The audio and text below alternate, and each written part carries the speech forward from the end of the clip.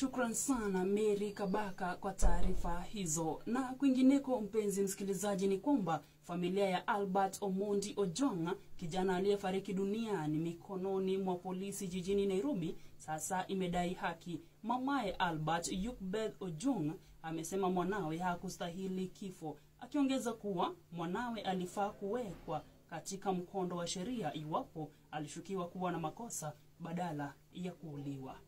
Ombi letu, tunadai haki kwa mtoto wetu ambaye ameshatuacha. Hatutakuwa na mingine zaidi. Tunajua kuna mamlaka. Kweli bainike. Nasi pia tupate kuambiwa mahali mtoto wetu alikosea, na tutakuwa radhi kwa mamlaka waliokosea. Haya yanajiri huku wito ukiendelea kutolewa kwa naibu inspekta mkuu wa polisi Eliud Lagat kujiuzulu kwa tuhuma za kuhusika katika mauaji ya Ojwang.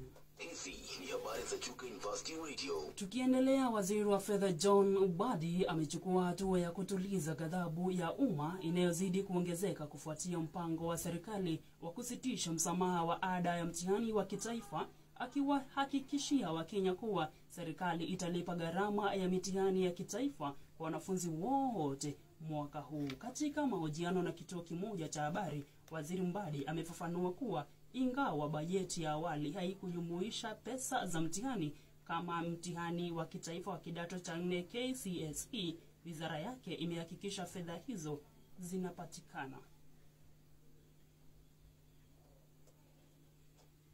Initially, we didn't provide for examination, but we made the money available. What the government did in the cabinet, we said the way the funding for examination is being spent, we didn't like it.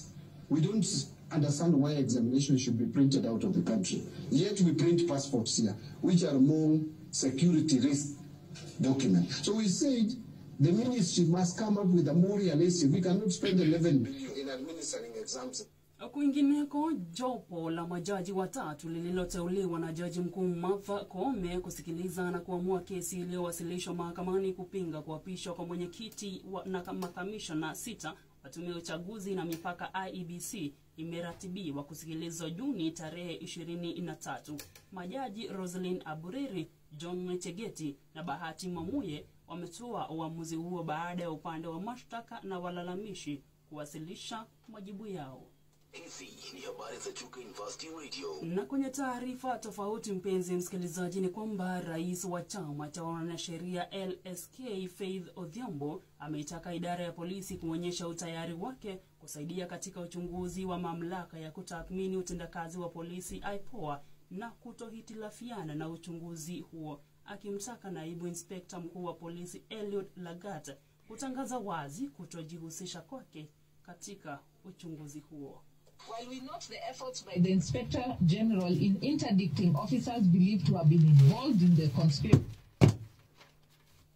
pave way for investigation, the same role in interdicting officers believed to have been involved in the conspiracy that led to Albert's death to pave way for investigation, the same is far from sufficient in resolving the matter. First of all, we ask the Inspector General of Police, why hasn't he named the particular officers that have been interdicted? What is the need of hiding? Let Kenyans know, and the ambiguity of saying any other officer. Who are these any other officers? Na kwenye taarifa nyingine, mpenzi msikilizaji, ni kwamba aliyekuwa jaji mkuu David Maraga amesema haki za kutumia mitandao ya kijamii ni lazima zilindwe pamoja na kuwepo kwa uhuru wa kujieleza, huku akieleza masikitiko yake kuhusiana na kifo cha mwanablogu Albert Ojwang mikononi mwa polisi. Maraga alisema kisa hicho sio kigeni na kwamba ni ukiukaji wa sheria na katiba. Ametoa wito kwa taasisi husika kuchukua hatua na kuhakikisha kuna uwazi kuhusiana na swala hilo. Hizi ni habari za Chuka University Radio. Hii ni Chuka University Radio, habari za kimataifa.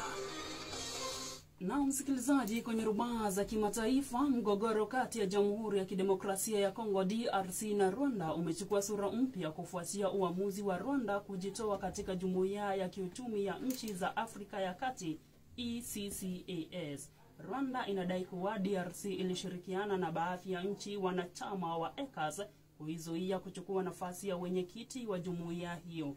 Kwa mujibu wa Kigali, nafasi hiyo kwa sasa inashikiliwa na Equatorial Guinea, ingawa muda wake wa uongozi unatarajiwa kumalizika mwaka huo. Hii ni Chuka University Radio, habari za kimataifa. Na tukisalia kwenye rubaa za kimataifa ni kwamba wanaharakati waliokamatwa kwenye boti ya misaada iliyokuwa ikielekea Gaza wamepelekwa katika uwanja wa ndege wa Tel Aviv ili kurudishwa kwao. Kikundi hicho cha wanaharakati akiwemo mtetezi wa haki za binadamu kutoka Sweden Greta Thunberg liling'oa nanga Juni mosi kutoka Italia kwenye boti ya Magdalene iliyokuwa imebeba chakula na bidhaa nyingine kwa ajili ya watu wa Gaza. Hii ni Chuka University Radio, habari za kimataifa. Na kufikia hapo mpenzi msikilizaji, natamatisha awamu ya kwanza ya habari ndani ya Chuka University Radio. Unaendelea kusikiliza Chuka University Radio, tupate kwenye Facebook, Instagram, TikTok na YouTube @Chuka University Radio. Tupate yaliomo kwenye habari za biashara na michezo.